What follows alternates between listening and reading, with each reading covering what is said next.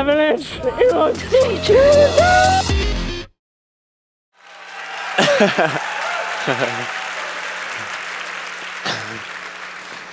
All right, moonshot. From small steps to giant leaps. How paying your dues eventually leads to escaping an avalanche with a parachute and a pair of skis. I know it's a ridiculous way to make a living, but I can assure you, it's been a rational and intentional journey every step of the way. Is there a meaning to risk? Or is it just a pointless adrenaline junkie ride? Or whether we're starting a business, a family, or going airborne, well, the goal is to stick our landing. But how do we maximize our chances of success? Well, sticking our landing starts long before the launch. And the ethos of risk is the foundation of it all, which originates from one thing, and one thing only: the purity of dedication, not the number of views on YouTube. The reason why we take a risk will determine our longevity, but also the quality of our results. For me, well, it all started in 1994 with a movie called Pushing the Limits, featuring extreme skiers, snowboarders, skydivers. I mean, these guys did it all. And I was so impressed by what I saw. I went back to the theater 4 times in a row until my mother cut me off pocket money. Giraud Copeland, the main character, was a purist, and he dedicated his life to his vocation. He perfected his craft. Honoring his passion also meant accepting danger, but his mortality. A strong man accepts his mortality. A weak man is consumed by his fear of the inevitable. As a 9-year-old boy, Giraud became our archetype of manhood. I mean, I knew I belonged to his tribe. I just had to pay my dues. With great risk and dedication come great rewards. But on the contrary, a predictable life, often founded on a false sense of security, results in 2 things: mediocrity and existential frustration. So the first rule to sticking a landing is to accept the risk. If you're not okay with the frame of execution or the error margin, you're not the man for the job. Do you accept the risk? I ask myself this question before every jump. The second rule to sticking a landing is to commit to your goals. So I paid my dues as a ski racer, became a big mountain skier, but I didn't commit to my goals until a traumatic event: the suicide of my sister. So Bibi jumped out of her apartment window in Paris, and 18 years old at the time, legally an adult, I took the responsibility to give the news to my sisters. I booked the appointment at the mortuary, also recognized the body, and on the way back from her funeral, I had a realization. Well, Bibi was brilliant. She spoke 5 languages, and she earned a master's in history and literature. Her depression was not a result of intellect. Her depression was a result of lack of existential pillars. She didn't have something to live for past her suffering. Nothing existed beyond her misery, no existential quest. In Man's Search for Meaning by Viktor Frankl, the author, also an Auschwitz survivor, quotes Nietzsche: "He who has a why to live for can bear almost anyhow." Well, I wasn't surviving Auschwitz, but recovering from a knee reconstruction at the time, in addition to losing my sister, I was still envisioning the next mountain I would ski. I pictured myself base jumping while rehabbing every day. I mean, these goals might seem completely trivial, but they represented goals past my suffering, goals that involved emotional, mental, and physical commitment. So through tragic optimism and the triad of pain, guilt, and death, I actually found inspiration to create myself as a man. And right there, I signed a pact with myself to commit to my goals, no matter how dangerous. And so began my search for the absolute. And so, skiing impossible lines with the help of a parachute represented the most powerful evolution as a skier, a way to transcend our human limitations. A 2-hour hike quickly turned into getting lowered on a slope too steep to land a helicopter. I escaped avalanches, skied off the Eiger, skied off the Matterhorn, but it didn't feel complete. Using a helicopter was cheating. So my new vision combined alpinism, steep skiing, and mountaineering. In true alpine style, I wanted to earn the descent by climbing to the top of the mountain with all my gear first. The ultimate goal being to climb and ski base jump from the summit of Mont Blanc, the rooftop of Europe, the crown jewel. So to practice, I focused on this peak outside my hometown, called the Pointe d'Arreux. I climbed the mountain all night, skied the steep face, jumped off the 700-foot cliff, and this happened.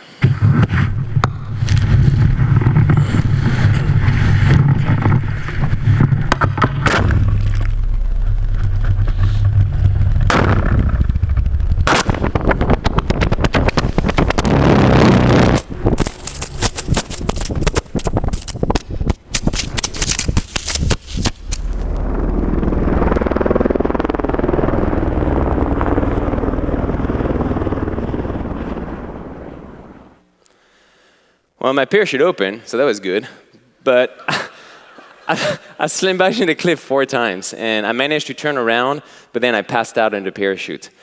I flew 4,000 feet unconscious, and a crash landed in a forest, fell another 50 feet onto dirt. I was rescued by helicopter, spent 3 days in a coma, suffered a double fracture on my left femur, and a brain hemorrhage. And to top it all off, that happened 3 weeks before the birth of my son. So my first application to my vision was a complete, total, dramatic failure. And I also earned the title of Worst Husband of 2013, by far. So,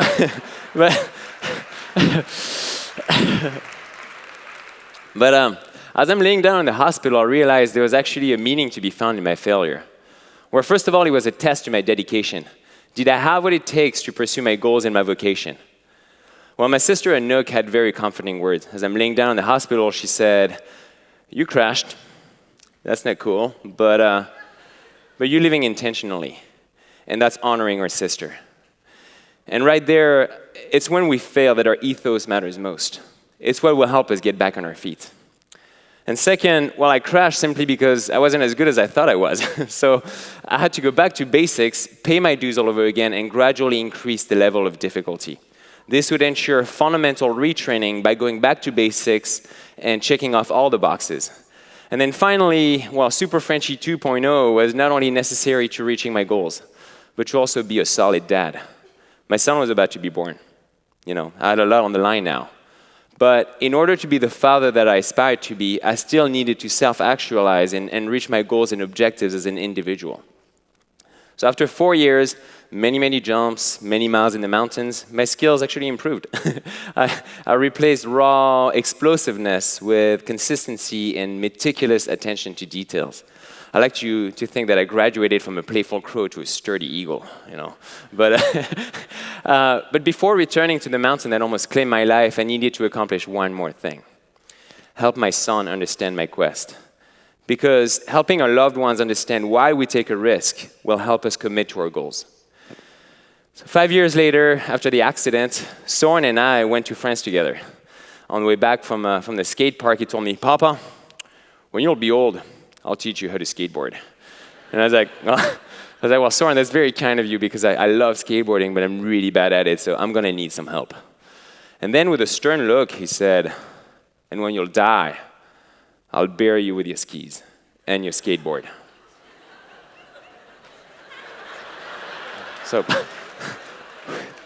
So taken aback, I just looked at him and was like, "Wow, Soren, thank you. That's extremely thoughtful, but what made you think about that?" And then he goes, "Because my heart knows your heart." And so in his 5-year-old French, the little dude expressed existentialism and the purity of dedication. I mean, his little hand materialized a common understanding and an invisible bond. The following winter, well, the conditions lined up for a new attempt. So as I'm getting ready to go back to the Alps, I also figured I needed to leave something behind just in case I wouldn't come back, right? So I wrote Soren a letter. The last words from a father to his son. A letter he could understand as a child, but also learn from as an adult. It was by far the most challenging thing I ever had to do. But I encourage every parent present today to do the same. Write a letter to your child. We're more than just parents putting food on the table. We're mentors. Our duty is to guide our children. And mentally, this letter helped me commit to going back to the Alps. I arrived in France, and the mountains opened their arms. The full moon guided us to the top. 5 hours later, we summited. The air was calm, the snow was stable, so I dropped into the steep face. I skied the mountain, jumped off the cliff, opened my parachute, and landed softly. So,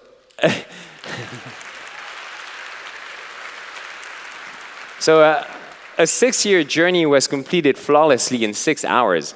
So what made the difference between slamming into a cliff and actually sticking my landing? Well, throughout my reconstruction as an athlete, I came up with this motto: success is in the vision, survival is in the details. So here are the key lessons that I learned along the way that will hopefully help you survive as well and stake your landing. So first, simplicity beats complexity. Less is more. No need for a front flip with a slow opening parachute between rock spires. Make a simple plan of action and jump the plan. Fear is your best friend. We keep hearing fear is bad, a negative emotion. Well, there's no negative emotions. Emotions just are. And they're there to serve a purpose, right? But, well, fear is the greatest emotion in my opinion, because it's the only emotion that will help you tap into your full potential. It's super uncomfortable every time, but let it do its thing. It will turn you into a superhuman, I promise you.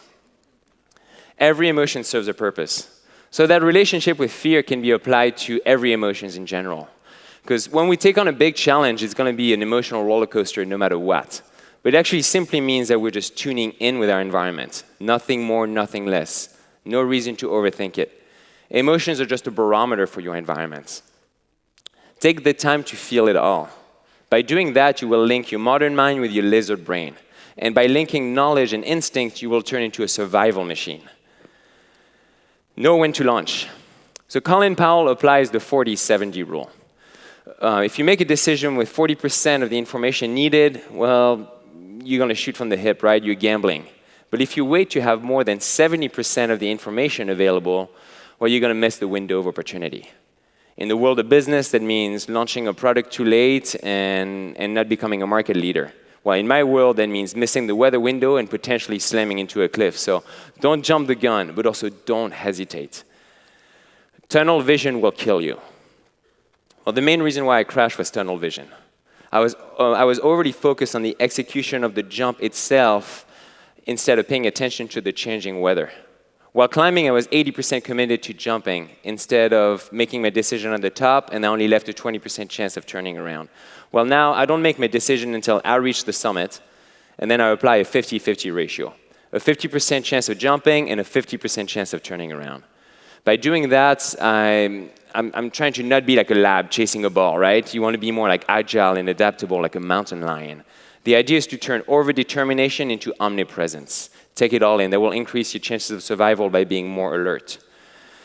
Practice how to react and adapt. Well, because we're operating in an ever-changing environment, a perfect execution often requires a perfect recovery.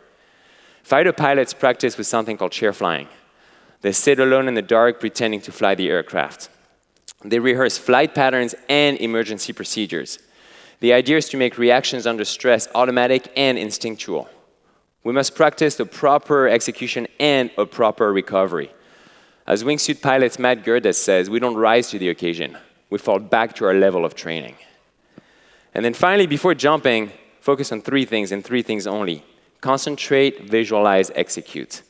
So concentrate on your checklist. Think of it as like a ritual of immersion in the process that will help you get your head straight and get your head in the game. Once you've done that, visualize the right moves in chronological order. That's super important because we're dumb creatures of habits. We'll replicate exactly what we picture in our mind. So picture the right moves, and you'll stick the right move. Picture slamming into a boulder, and you'll slam into a boulder. So picture the right moves. Promise me, okay? And then finally, you just do it. It's not complicated. Just do exactly what you pictured in your mind, but always be ready to react and adapt. So after 8 years of preparation and applying these principles, I could finally combine alpinism, big mountain skiing, and base jumping all at once. And on June 24th, 2019, I climbed to the summit of Mont Blanc with 45 pounds of gear and ski base jump from the summit, closing the trilogy Eiger, Matterhorn, Mont Blanc, and also setting a world record in the process. Yeah!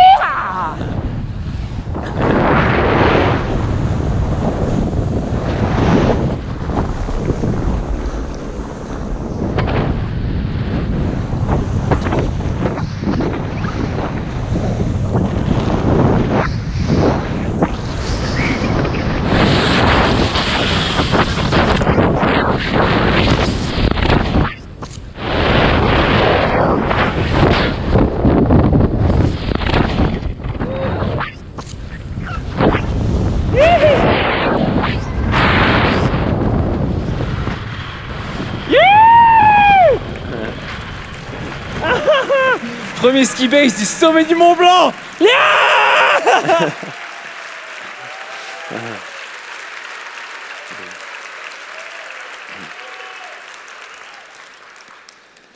As I was climbing Mont Blanc on the summit push, Soren's words kept echoing in my head. My heart knows your heart at every step. My son was actually empowering me to commit to my goals, no matter how dangerous. And when standing on top of the summit, ready to drop in, I asked myself one more time, do you accept the risk? And the answer was still yes. Therefore, I skied away to the culmination of my career as a ski mountaineer. All of us in this room have an expiration date, but none of us know when it will be. I can assure you, infinity lies at the border of the absolute and nothingness, right there, right in between. That's where the fruit is.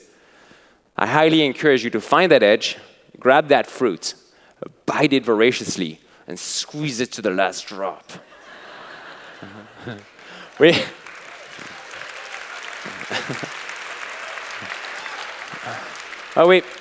We're going on a moonshot here, right? Turning small steps into giant leaps.